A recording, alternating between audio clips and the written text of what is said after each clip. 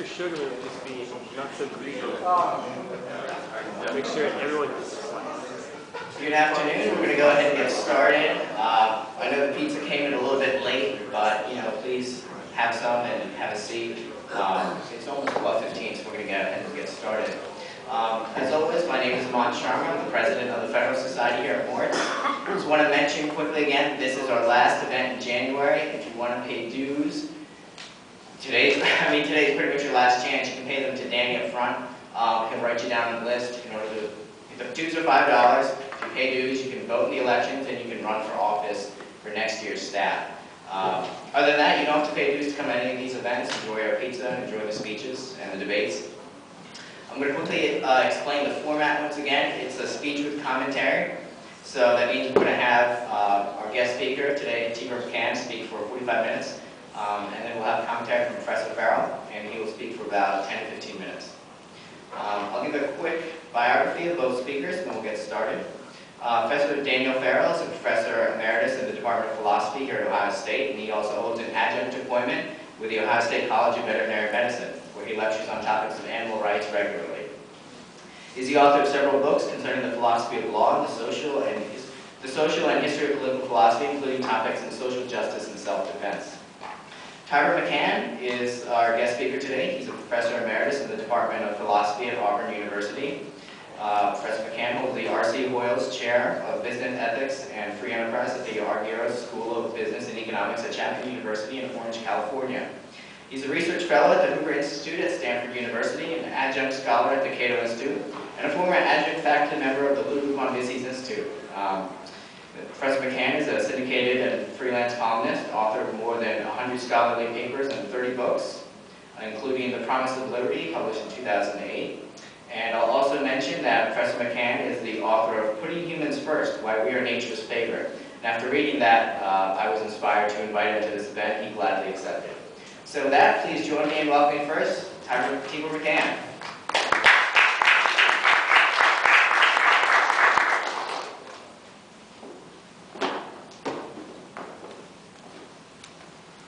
Thank you very much. This is an amazingly large audience. The last time I was invited to the law school at the University of Wisconsin-Madison, there were 6 people there.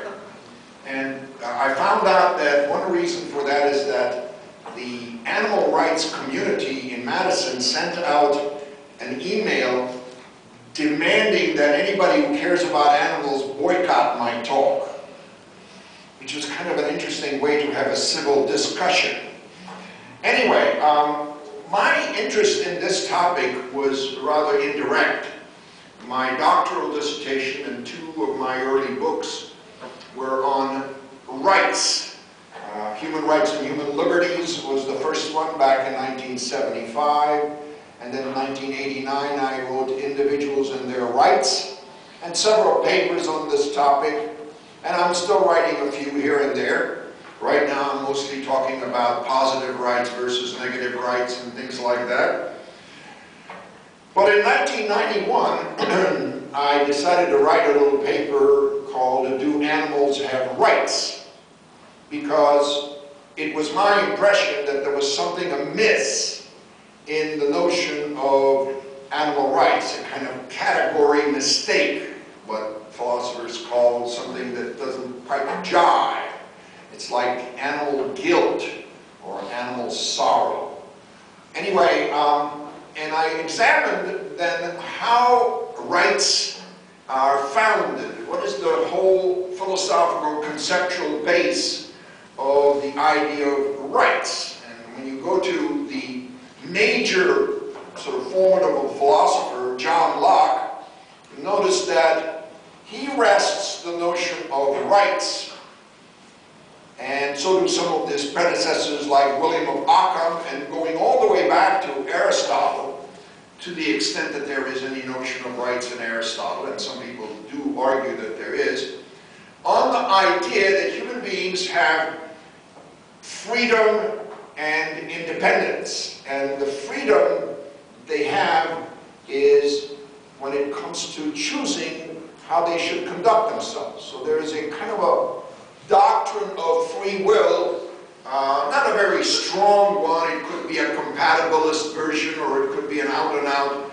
libertarian version of free will. But the idea is that in order for you to be able to choose your conduct and be responsible for it, for better or for worse, you have to have a sphere of personal authority, something over which you have control.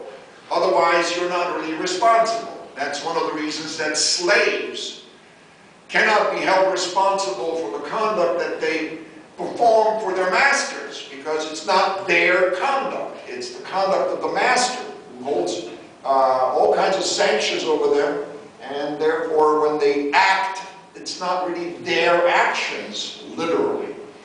However, in order to respect the idea that human beings are moral agents and have certain responsibilities to fulfill, they need a sphere of authority. The late political philosopher Robert Nozick, who got libertarianism on the map with his famous book Anarchy, State, and Utopia back in 1974, used to call this one's moral space, meaning a sphere, a conceptual sphere wherein you have the authority to decide what you will do, and others may not butt in.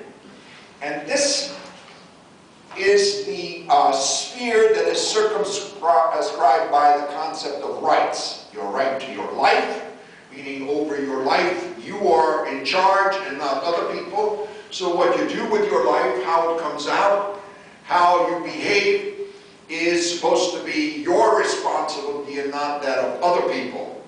And your concept, your right to liberty, again, your actions are supposed to be under your jurisdiction, your control, and not those of others.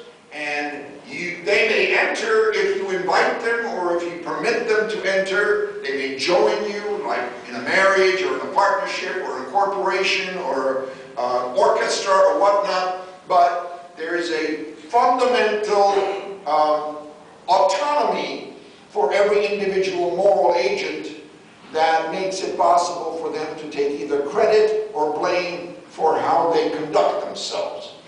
And this is where rights come in. Rights in a social context specify where is your area of jurisdiction and where other people need your permission to enter.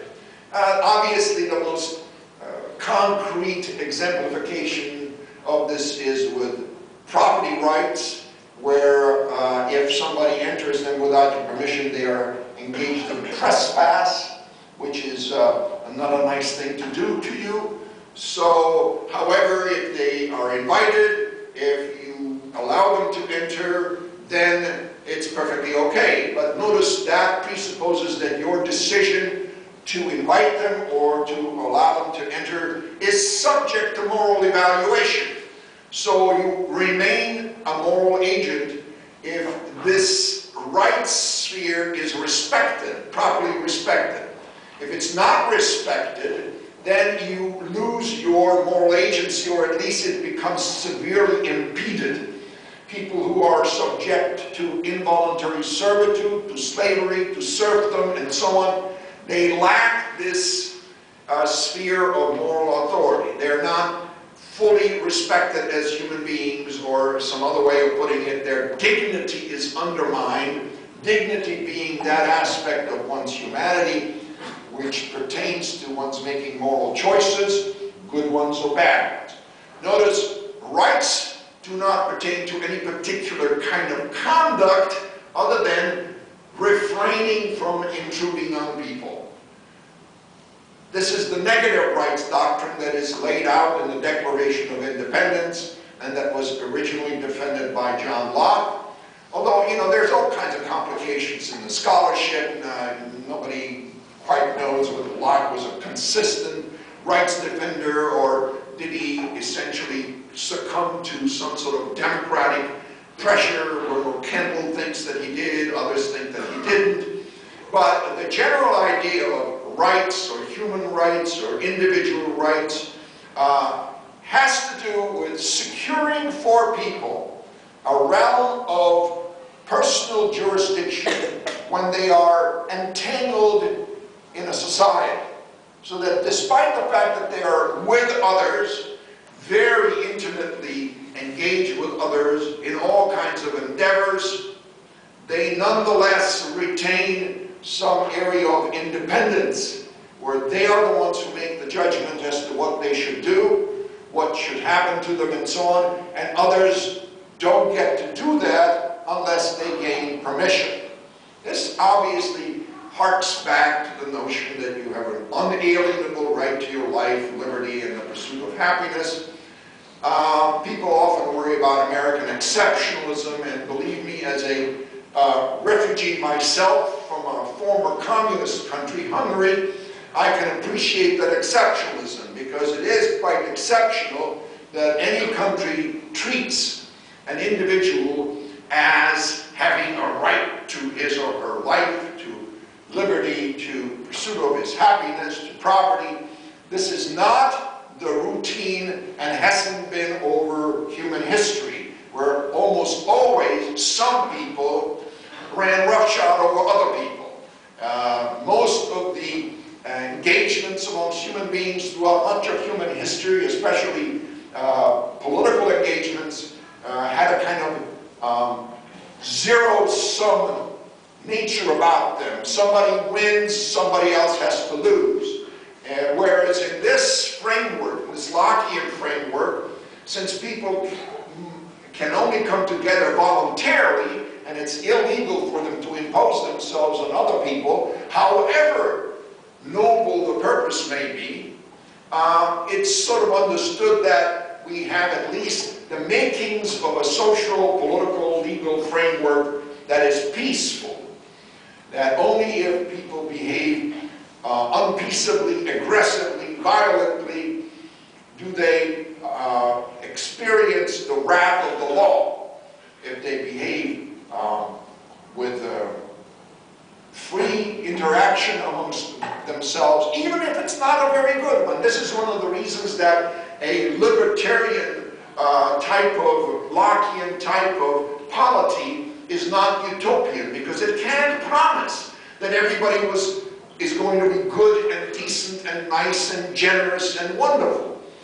Free men and women have the option to be good or bad or mediocre or whatever, have bad hair days, I don't know how you want to call it, but the point is that one of the preconditions of a free citizenry is that they are also free to do something that is not admirable. And only when they intrude on each other, only when they violate each other's rights, may one take action against them when they act in a hostile or aggressive way. But they can act in many, many bad ways. They can drink, and they can smoke, and they can swear, and they can be blasphemous, and they can be doing all of bad things. They can even mistreat their spouses if it's peaceful, not violent, and nothing can be done against them. This is the nature of freedom, is that you have to put up with people doing bad things. You can try to persuade them, you can write editorials, you can write them letters, emails, text them.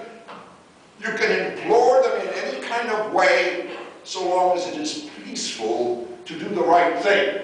You may not, however, take over their lives and govern it in order to achieve their good conduct.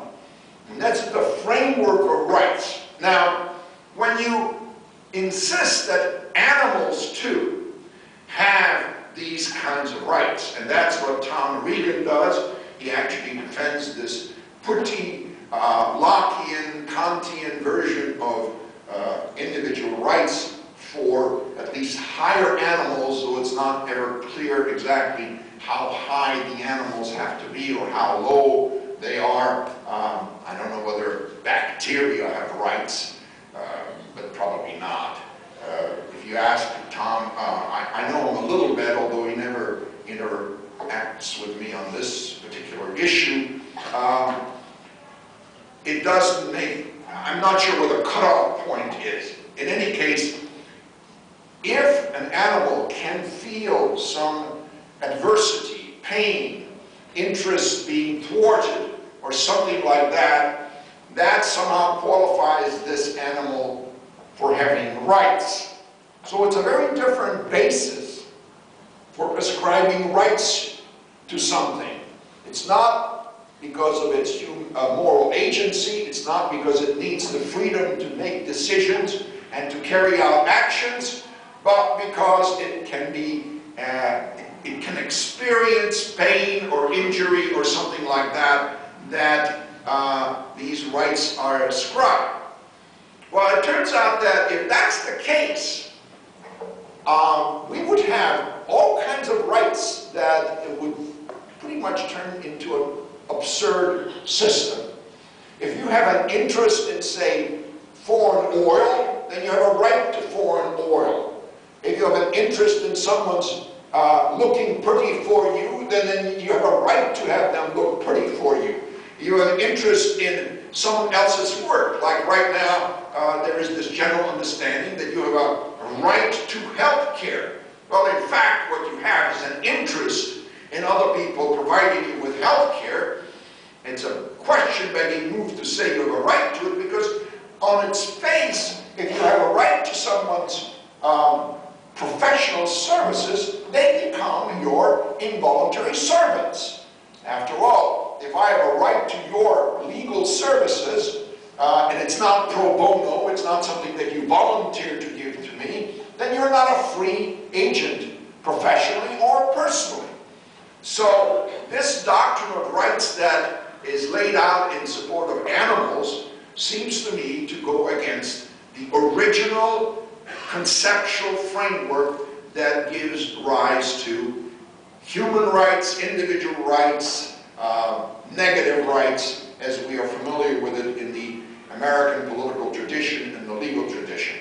Now, there are all kinds of problems with this, of course. Usually, if somebody amongst human beings attacks another human being, for example, that person may be restrained, may be responded to with force, forcibly restrained. But what do we do about animals that attack other animals? What about lions attacking zebras? Do the zebras have rights against the lions? Well, you know, it doesn't make much sense in the former framework, because lions are generally not given free will, freedom of choice. What lions do is supposedly something on the order of instinctual or based on their genetic makeup or their DNA or whatever, but they're not credited with making the choice to attack zebras that they might have not made had they just paid more attention. No, lions attack zebras because that's the way they're made. And all the other acrimonious behavior in the animal world is presumably something that has to happen. It's a natural necessity. It's kind of like the laws of the jungle, as they used to be called in olden days. Yet, if the zebra has rights, if all prey have rights, then those who attack them, who subdue them, are violating their rights, and presumably might be dragged in front of a court of law and charged with all sorts of assault and battery and murder and whatever. And you can see that this becomes rather bizarre. We are suddenly anointing ourselves as the police of not just human behavior, which presumably is something done by free agents who could have chosen to do something else, but we're now the police over the entire living world, where there might be acrimony or hostility or aggression in play, and we're supposed to defend everybody's rights against such aggression. I think that's enough of a reductio ad absurdum to send the animal rights people back to the drawing board. Now, I've pretty much given you an indication of what my objection is to animal rights, and I don't want to take too much more time. However, I want to say a few things about what might be done to take care of some of the concerns of people who wish to ascribe rights to animals who are not human. Well, one of the things, of course, that most of us are concerned about when it comes to other animals, and that is wanton cruelty. Very few people tolerate wanton cruelty. I remember when I was a kid, I went on a farm once. I was about 11 years old. And I was given the job of grazing, of having this steer under my jurisdiction, leading him out to the pastures and making sure that it gets its daily dosage of grazing. And, you know, sometimes this steer did not like to behave the way I would have liked him to behave. And he wouldn't take to my, you know, talk. I couldn't talk to him. I said, hey, don't go there. No, you know, it was no use. So I could have slapped him with a bolt or with a rod or something in order to make him behave well. But the owners of that animal didn't want me to do that. They basically said, if I'm going to control that steer, I must do so without inflicting harm or injury on it.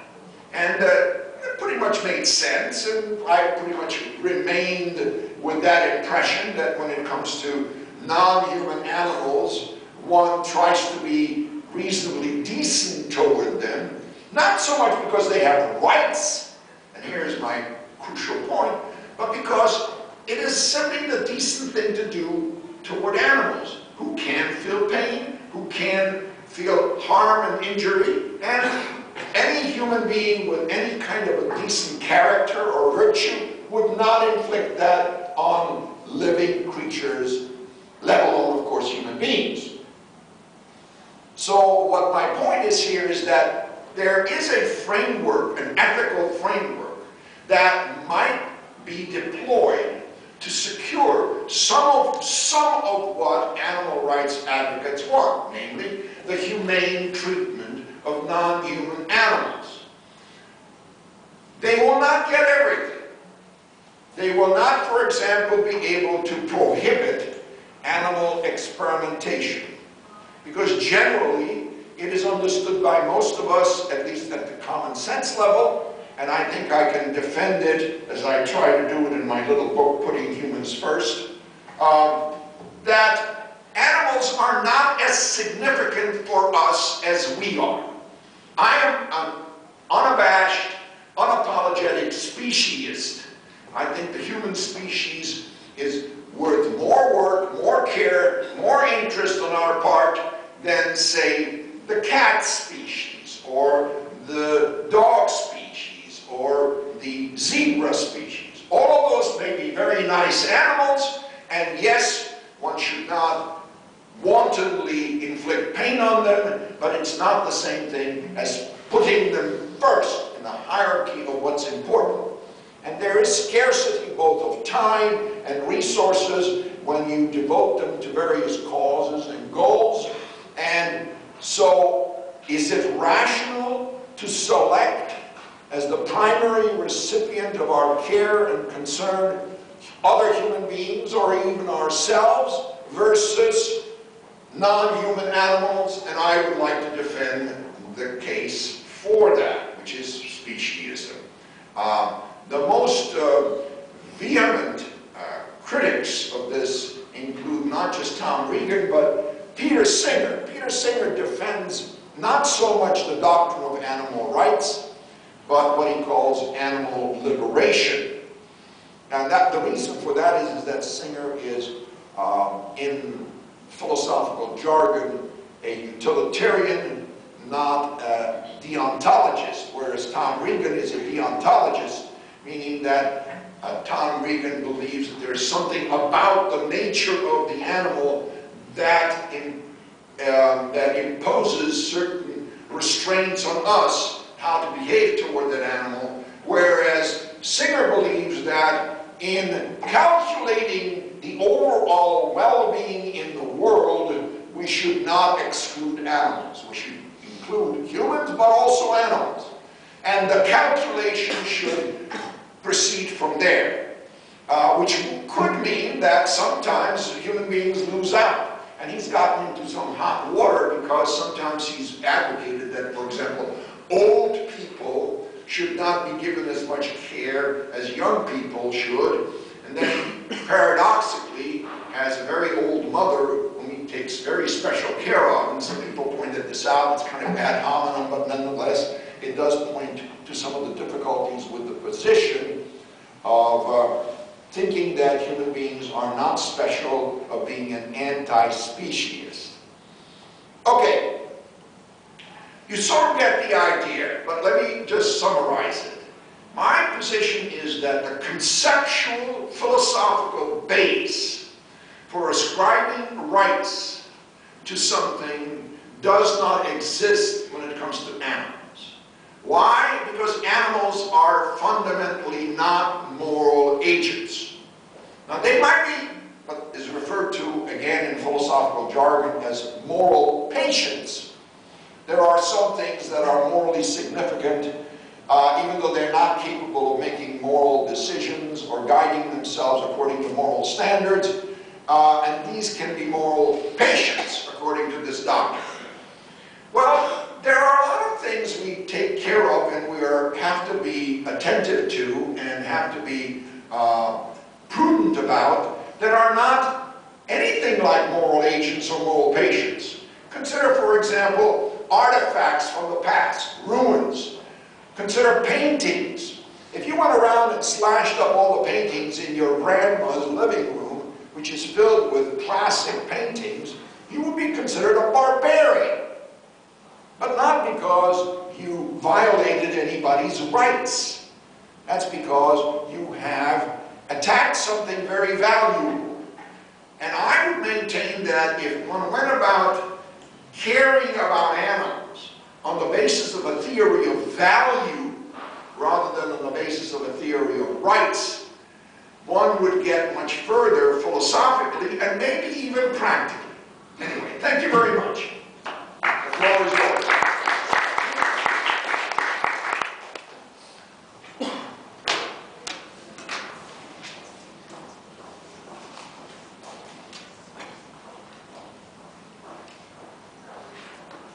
Thank you, Professor Machan. Thanks you guys for having me. I'm sort of a sub for someone else, but I'm happy to be that sub. My job, as I understand it, is to give a critical response to Professor Machan's remarks, politely, civilly, and I hope I'll be polite, I hope I'll be civil. I'm not going to give a talk about my own views. I'm not sure how I feel about animal rights.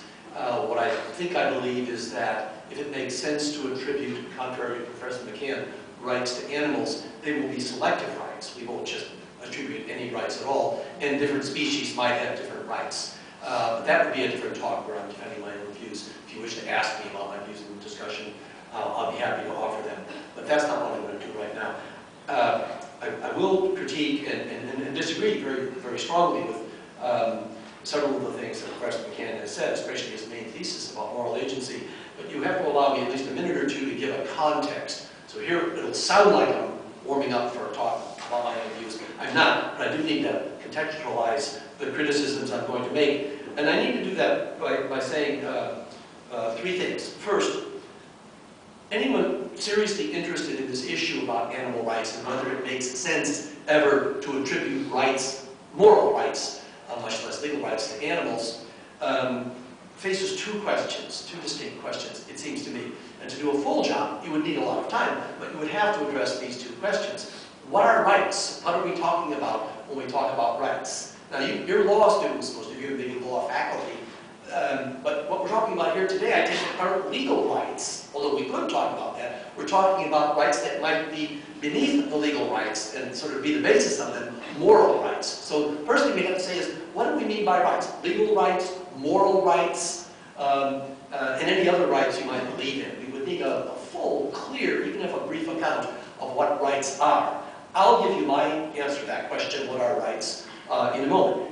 That question having been answered, what are we talking about when we talk about rights? Human rights, non-human rights of animals, possibly, if they could have such things. What are we talking about there? Then we would address a separate question, on what basis is it reasonable to suppose that a being that we agree has rights On what basis does it have those rights? So for example, we might think we all here have the right to life. We all here have a right to speak our views as long as we're not instigating aggression against someone in speaking our views. Think of whatever your favorite human right is. Right not to be tortured except in rare cases. Think of your favorite right.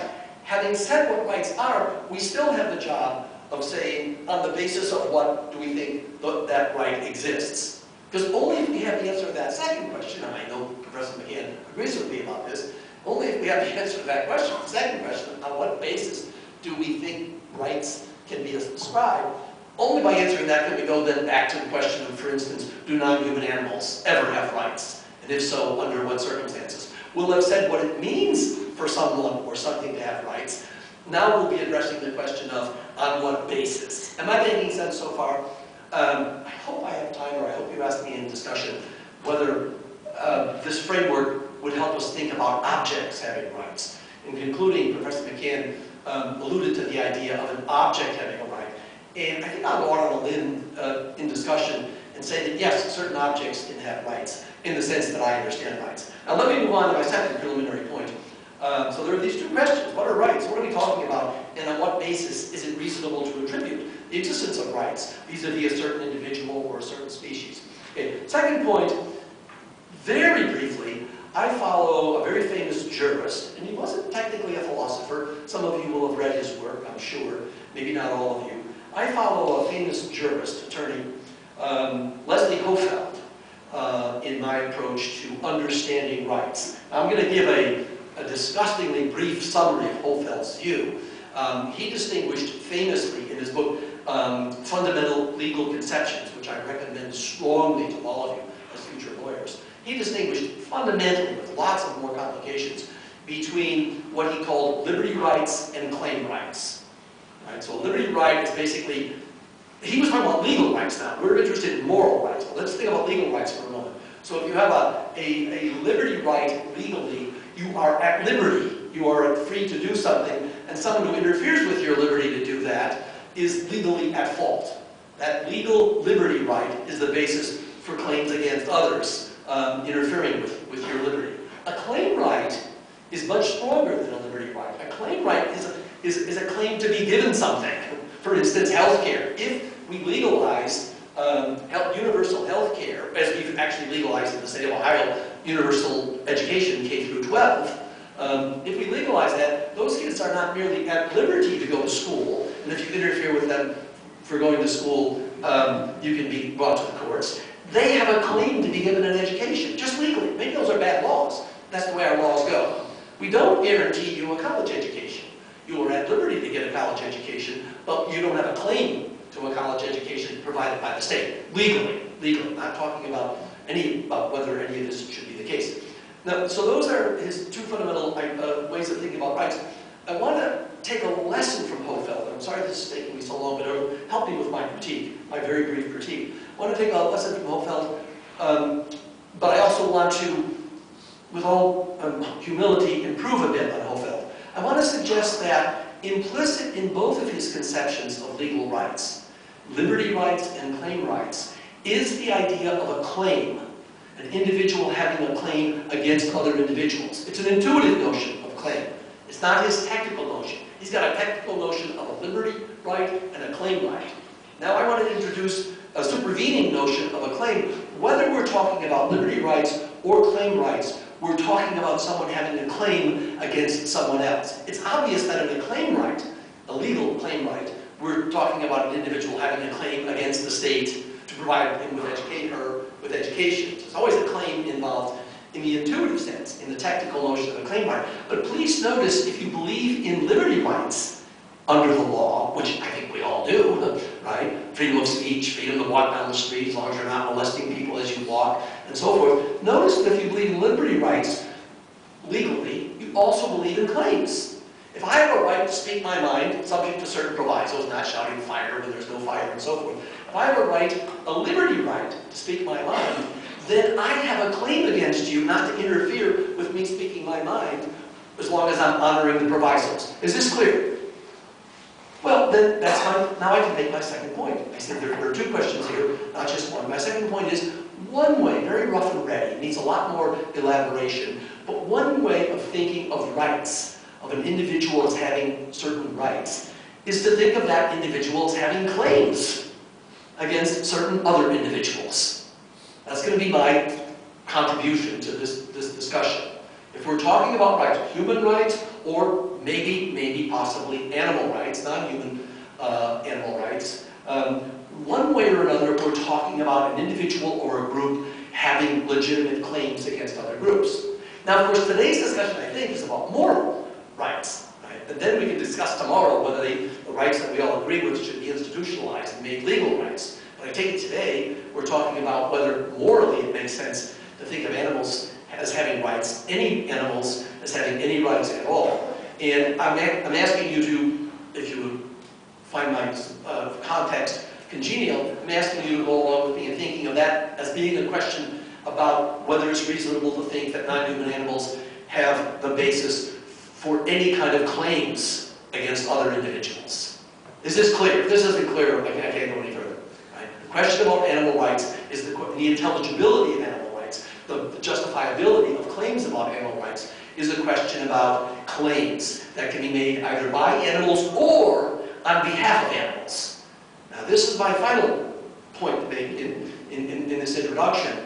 This whole thing will collapse if you think I'm saying, well, you have to be able to make a claim against another person or a group in order to have a moral right or a legal right. I'm not saying that. I'm saying it has to be that a claim can be made on behalf of that individual, either by the individual herself or by someone who wants to speak on behalf of that individual. And we do this with children and with infants. We think of infants as having claims against their parents or even maybe against society. Okay, or claims upon their parents' claim, but the kid can't make the claim, right? But there's a claim inherent in the situation to be made and defended by someone or other. Maybe it's welfare authorities, county welfare authorities, relatives other than the parents, and so forth and so on. This is crucial. And one weakness in my position, one vulnerability will be this notion that if rights are claims, and I'm going to suggest it's not unintelligible to me to suppose that animals have certain claims against us for certain kinds of treatment and non-treatment. You'll immediately put up your hand and say, well, they can't make those claims. And I want to say, right, but my point is merely we can understand there being a claim there, even if they can't themselves enforce that claim. That's where we would come in, perhaps, to enforce the claim that we think exists. If all this makes sense, now finally I'll return to Professor Machan, and I promise to be brief. How does he answer my two questions, and what's my problem with what he says? Now, with all due respect, I realize time was limited. I don't think Professor Machan says a lot about the nature of rights. He doesn't mention Hofeld, which he doesn't have to do, but he talks about the tradition, Locke and Jefferson and those people. But I think we would need to talk together a long time until we can come to some common coin about what do we mean by rights. I hope we can reach that. Because our disagreement, I hope, isn't about what rights are, although I'm not clear about this. I think our disagreement is about what is the basis of rights when we ascribe them. So I'm just going to jump to that second question, hoping that Professor Machan will say, yeah, there's a sense in which rights are a claim. I'll go along with that. Now, what's the basis of the claims that people have when they have rights and therefore have claims, which he and I both agree. People have rights, even if animals don't. Okay, what's the basis? His answer is, as you've heard, the basis is a capacity for moral agency. This was clear today, and I've read some of your written work, of course, and it's clear there, so I feel pretty confident, even though it's a crude summary, in saying the basis for the claims that we have against each other, morally, okay, is that we enjoy moral agency. We can reflect about what we do, we can feel guilty about what we do, we can be held responsible for what we do, and so forth. Now, if that's the proper basis for the rights attributions that we make to people, his argument goes, well then we shouldn't be making rights attributions to non-human animals because they're not capable of moral agency. Is this clear? This is a very clear argument, very powerful argument. Okay? Now you might say, now I know what Farrell's going to say. He's one of these people who thinks that animals are capable of moral deliberation and moral agency. No, I'm not. No, I'm not. I'm a little more open to the possibility that certain members of certain species might be capable of some kinds of moral deliberation and moral agency, and hence might appropriately be held responsible, or that some aliens who are human and are animals, but they might be capable, but I don't want to get into that now. I'm going to concede the point, for the sake of discussion, that non-human animals aren't capable of moral agency. Why then am I not persuaded by his argument? Because I'm not persuaded that a capacity for moral agency is the proper basis for the attribution of rights to individuals. Right? I've seen no argument for that. Now, it's a brief talk today, but I've seen no argument for that claim today. A gesture to the history of this discussion back in the 17th century. But, and again, I hope I'm being respectful. I think Professor Machan would agree. He needs time to give the argument. But I want to see a positive argument for the claim that it's moral agency that gives people the rights they have rather than something else. I'll return to that point in a moment. But secondly, I want to critique Professor Machan not merely for the absence of positive argument, for a very strong and dramatic claim, but I also want to point out, as he's acknowledged in his writings, but I want to hammer at this a little bit, I want to point out that if you do accept this moral agency claim, that moral agency, capacity for moral agency, is the basis for the claims we have on each other, just speaking of people now, if you accept that, then you're going to have problems with certain people and whether or not they have rights. So people who are seriously impelled intellectually, either not seriously, what do I mean? They're not impelled. Challenged. Individuals who are seriously, very radically challenged intellectually, either from birth or because of accidents, they won't be capable of moral agency if the challenge is serious enough. Okay? So then the charge against Professor Machan initially would be, so they don't have rights according to you. Now he has a reply to that in his writings, and other people who have said this have replied. They say, well, you're not understanding. They're members of a species that are, in principle, or this person could have been capable of moral agency, okay, except for the fact that they're impaired. But I'm way too crude to summarize this position, but that's the best I can do right now. I want to say to that, well, that's right, they are a member of a species, which in general, but they themselves don't have moral agency. So I still don't see what, if the basis of rights claims is capacity for moral agency, I still don't see how these individuals have moral rights. Now you might bite the bullet and say, well, they don't. Kids with serious brain damage don't have moral rights. Well, okay, but that's a heavy price to pay for a view, because most of us think they have at least some rights. Now we'd have to discuss what those rights are. We don't maybe want to give them a right to vote. How could they vote, right? Etc. Okay, so my main claims are lack of a positive argument for the capacity for moral agency claim being the basis of rights claims. And secondly, serious problems. If you do accept that view, even without a positive argument, you're going to run into this problem about individuals that many of us want to think have rights, won't have rights. Okay? Now, if you reject the creative agency as the basis, as I'm inclined to do, that doesn't mean animals have rights. That means we have to ask, what is the proper basis, if it's not the capacity for moral agency? What's the proper basis for the claims we think we have against each other? Once we get clear about that, then we can go to the non-human animals, in my opinion, and ask whether it ever makes sense to think of them as meeting that criteria. Unlike Professor Machan, I'm much more sensitive, not sensitive, forgive me, much more receptive to the idea that part of the basis, in some cases, of our claims against each other is precisely our capacity to suffer pleasure and pain, right? To experience pleasure and pain. I don't think that's silly at all. It's a silly foundation for all rights, right? But it might be a foundation for some of the claims we have against each other, just that it would hurt. That's why I claim you shouldn't do it to me, because it would hurt and you have no reason for doing it except to see me cry, we would say. That's the basis for a human moral right, that it would hurt if you did it to me. A defeasible right, but a right, okay? But if that works for humans, of course, then we could extend that to non-human animals, and I think views like someone like Peter Singer, in that regard, don't look crazy. I'm no great defender of Peter Singer. I'm going to stop there and just let other things come out in discussion. If we have time for discussion, I apologize if I've lost track of the time, but I hope I haven't taken too much longer than my 15 minutes. And thank you again for your provocative view.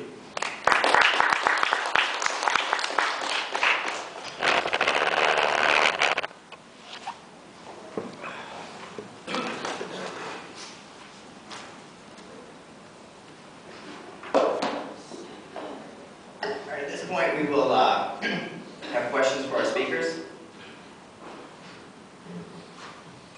Yes? I have a question for I was going to ask you originally what the logical conclusion of your argument that animals don't have rights would be, how we should treat them. I think you kind of addressed it, that we should say that it's immoral to be cruel to animals. That's kind of the reason that we shouldn't do it, not that they have rights. But if that's your position, animals don't have rights, isn't it my right to be cool with that animal? I mean, we might say, oh, you shouldn't, like, we look bad. We frown on those kinds of decisions you make. But isn't it inherently my right to be cool with animals under your position? Yeah, I wouldn't say that animals have a right to my kindness and considerateness and all of that stuff. I think the proper moral language is, I ought to be considerate of animals and their pain and their suffering. I ought to, I should, and so on. It has nothing to do with the rights. Now, when you get down to the nitty-gritty, all moral conduct may imply a moral right, but not a natural right. And there's where the whole geography of rights gets a little complicated. If you and I agree to go out to lunch tomorrow, and I don't show, I may very well have violated a moral right, your moral right to expect me to show up, you know. But this is nothing that turns into law. There is nothing that implies anybody applying any sanction against me or you or whatever. This is a more like a loose talk about rights. I have a right to a lot of things in this loose sense which cannot be codified, cannot be made into a legal order. And I think that's the same problem with animal rights. Can I piggyback just quickly? The same young man, you can see this. You're raising a profoundly important question. I mean, a challenge, I think, for at least a potential challenge for Professor Machan. You can see how my view would be that not only would it be indecent for you to harm an animal for no purpose except for the pleasure of it, but that animal has a claim against you not to do it. I'm not saying I'm correct about that, but that's how I would conceptualize it. And so if you're feeling uneasy with the idea that, well, sure, it would be indecent, but if I'm not violating a right, then I have a right to do it, even if it's indecent to do it. That's exactly where I come in. I don't know what you're thinking in the long run, but my thought is it's got to be stronger than that it's indecent. It's got to be, you're overriding a claim that can be made against that treatment. By the way, the claims right position is perfectly consistent with the negative rights position, whereby you have a claim against someone intruding upon you, aggressing upon you, hurting you, injuring you, and so on.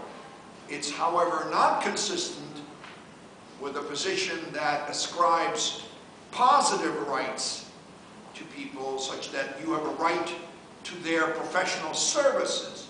The claim that we have a right to health care essentially says we have a right to make healthcare professionals service us when we are in need of health care.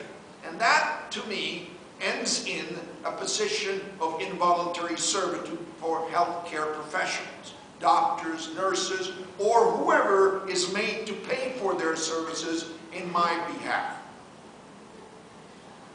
Other questions? Do you have a follow-up? Yeah. Well, yeah. And I agree with what you said. I don't think anyone's arguing that animals have positive rights. No animals are entitled to shelter or anything like that. I think they're saying, I think the argument for most people, Peter Singer and maybe Professor there as well, is that they're entitled to certain negative rights. They're entitled to the right to not be mistreated, those kinds of things. Yeah, so I don't know if, I think your logic makes sense, but not applied to animals in a positive right sense. I think well, positive rights are a curious species. They came about from a sense that we don't just have negative liberty, but we need positive liberty. So it's not enough for you to be free to buy a ticket to fly to France, and no one may interfere with you when you do so, but in order for you to have the freedom to fly to France, you must be provided with the funds to buy that ticket. Well, I contend that that violates your the negative rights, because what about if I wanted to do something else with my life and my resources, not fund your trip to France? So this whole area of positive rights to me is a non-starter. However, I still would protest that it's better to account for our moral relationship with animals without invoking the concept of rights. And I think the reason the concept of right is so attractive to, generally speaking, up until about the 1970s, moral talk was basically declared as nonsense in the philosophical community, at least the dominant philosophical community. The positivists, the linguistic analysts, the emotivists, all of those people thought that there was no basis for any kind of moral, responsibility, duty, or anything like that. So what were you left with? You were left with politics. And I call that the politicization of ethics. And so when animal champions turned to normative areas, they couldn't turn to ethics because there was none. Not until Rawls kind of, in a very bungling way, reintroduced it into the philosophical vocabulary. But we did have law, we did have politics. For example, there was the Christopher, what's his name, Stone, or whatever it is, who wrote a book back in the 70s called Trees Have Standing, and derived rights for trees and even mountains from the law, but not from ethics. Right now, by the way, just as a matter of information, there is a very prominent legal figure in the Obama administration. You probably have heard of him, named Cass Sunstein, who used to be at the University of Chicago, now is at Harvard University, but also works for the Obama administration as their so-called regulation czar. Sunstein's thesis is that rights are all made by the government. We don't have any natural rights, any moral rights, or anything. The only rights we have is whatever the government decides we have. It's like in the old monarchies. If the king thinks you have rights, then you have rights. If the king wants to withdraw those rights, you don't have them. This is the 21st century, and the most prominent legal person in our administration believes that rights are not natural, but simply stipulated by governments. And of course he believes in animal rights because he wants to stipulate them for animals. Any other questions? Well, I've got a question. For Professor Farrell, in Professor Machan's book, he talks about this notion that animals in the wild, because they brutalize each other and can brutalize humans even, without any sort of sense of doing so with foresight or moral thought, that's sort of an instinctive thing they do. I guess then, would you, agree with this sort of distinction between domesticated animals and animals in the wild? Is there some sort of distinction to be drawn there? Or, some sort of agency that humans give to animals that give them rights? I can't deny a distinction between domesticated and undomesticated animals, but I'm really glad you brought this up because Professor Machan made not a joke, but an allusion to the idea as a reductio ad absurdum, the idea of a zebra going to court or someone going to court on behalf of a zebra because against a lion who violated the zebra's right to life. And it's a nice rhetorical move, but it, I think, doesn't work. This is meant to connect with your question.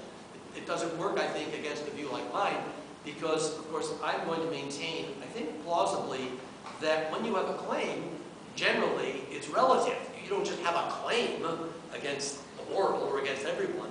I have a claim against you or against someone who has done something like what you have done, and so forth and so on. So if I'm right and we should understand the idea of rights as claims, and if we decide that the animals have at least some claims that might be enforced on their behalf, we can relativize that in our theory, I think quite plausibly, as a claim against human treatment or mistreatment. We don't have to say they have a claim, we have claims against each other. Right? No, to defend what I just said, I have to have a theory of rights that allow the rights to be relative. Right? My rights aren't just absolute and universal, but they're relative to certain other individuals or members of certain species and so forth. But I would be comfortable defending that thesis. Now, so I'm not sure this speaks to your question about wild versus domestic animals, which you can see why I thought of the point I just made. I'm not worried that by this alleged reductio that if you allow any rights to non-human animals, then you have to go out and enforce those rights against other non-human animals when they violate those rights. I don't think of rights as absolute and unrestricted in that sense. Well, you have to understand that when I discuss animal rights, I discuss it in response to people who put forth an argument for such rights. And I wasn't dealing with your theory, I was dealing with Tom Regan's and Peter Singer's theories. And Tom Regan does have a theory of rights that is very close to Lockean theory of rights for human beings. And so yes, he does generalize over the entire animal species, animal world up to a certain point of consciousness. Past that point of consciousness, all animals have a right to liberty, life, pursuing whatever they want, and so on. Now, you might interject ad hoc some remedied alternative theory, but that's not what I was talking about. Now, you have to keep the context clear. My skeptical view about animal rights pertains to those who have advanced a view about animal rights, not about some imaginable and very helter-skelter ad hoc where we can relativize and sort of have it both ways. They have rights, they don't have rights. I am not talking about that. I don't want to fight a bunch of demons coming out from left field. I want to talk about a particular case that is made in Regan's book called The Case for Animal Rights, published in 1984, University of California Press. And if somebody wants to defend against my criticism, that's fine. But it's not a defense against my criticism to say, but we might come up with a different view of animal rights. Well, of course, we have all kinds of logical possibilities, but we need to stick to something that is actually well-founded and out there to deal with. It's like in a court. You need to argue against the prosecution when you're defending a defendant, not against some possible prosecution. Other questions? Yes, in the back. I just had a question regarding the moral agency theory that is based Yes. on moral agency that we are having this discussion. Right. Because to me it seems that there has to be another basis upon which moral agency is based to even get to this conversation, because you might say that I have rights or whatever because I have moral agency, or you may disagree that that's not why. But I guess at the end of the day, my question is, what is your reason to care if I'm a moral agent or if I have rights, if there isn't something else upon which this right is founded? Like, why should you care that I'm a moral agent if you don't have a responsibility that comes from somewhere else besides my own moral agency? Well, moral agency all by itself is not an adequate foundation for having rights. Rights is a social concept. It's always vis-a-vis others who are capable of violating rights that rights are asserted. If you're all by yourself in a desert island and there's nobody else around, having a right makes no sense. It's like being in relationships with somebody, but there's nobody else to be in relationship with. You know? So, in that sense, yes, there are other things. For example, you have to be in a society of moral agents who have a choice between acting toward you in one way or another, and rights delimit the way they're supposed to act. There are constraints, site constraints, what those they call them. There's another sense in which there is a huge philosophical edifice that undergirds the notion of rights, and that is, are we moral agents in the first place? What does it mean to be a moral agent? What are the prerequisites? I mean, right now, for example, with all kinds of neuroscientific speculations, there's a lot of doubt about whether our moral nature is even real. There's a whole institute at the University of California, Santa Barbara, which is challenging the very notion of culpability in the criminal law based on the contention that everything we do is pretty much imposed on us by forces over which we have no control. In fact, we are robots.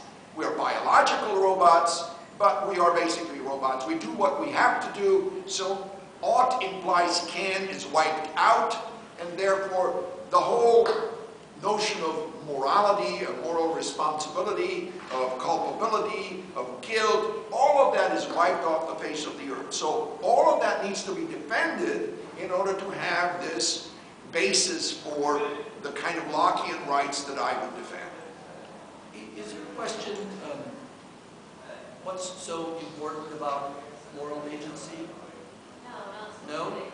it's more to do with why should anybody care about my moral agency if they don't have, if there's not a responsibility on them to care about their moral agency. It doesn't seem I to see. be about my moral agency, but instead about something upon which moral Yeah, agency I is see. based. Where does the responsibility of another agent come in for respecting your moral agency?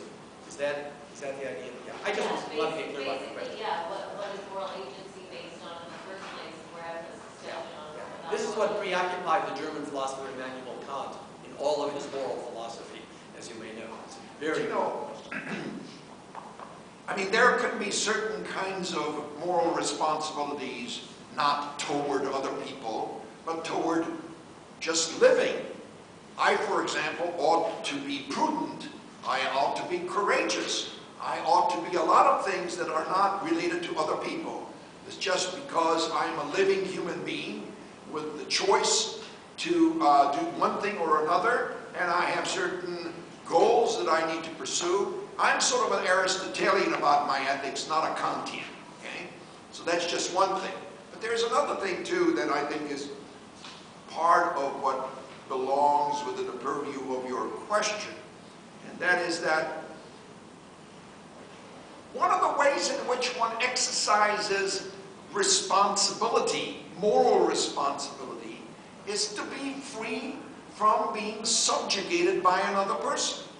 Not being a servant or a slave or a serf, because those people lack the liberty to take responsibility for their conduct, since they're not really allowed to make decisions for themselves. So rights in this Lockean tradition have to do with fending off these intruders.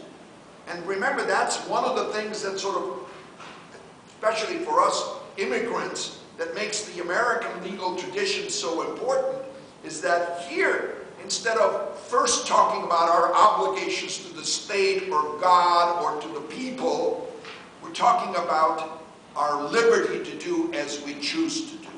And that is a revolutionary idea in the history of moral and political philosophy. It's one of the reasons that they call it the American Revolution and not the American Putsch. Well, with that, we're running a bit low on time. I'll go ahead and conclude our event. If you do have other questions, I invite you to come down and speak to our two guests You today. can email me. You can email me at tmccan@gmail.com, and I'll follow through with any kind of objections or questions or boos or hoorays you might have directed at me. And please join me in a final round of applause for our guests. Thank you much. Appreciate it.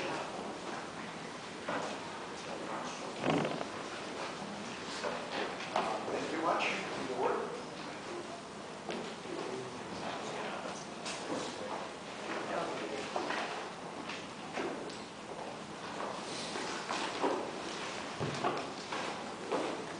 So what is our next step? Our next step is to go to lunch. Okay. Right across This the place? Yeah. We'll just get this. I get a few of these things. Hey, thanks a lot. That was very cool. Thank you very much.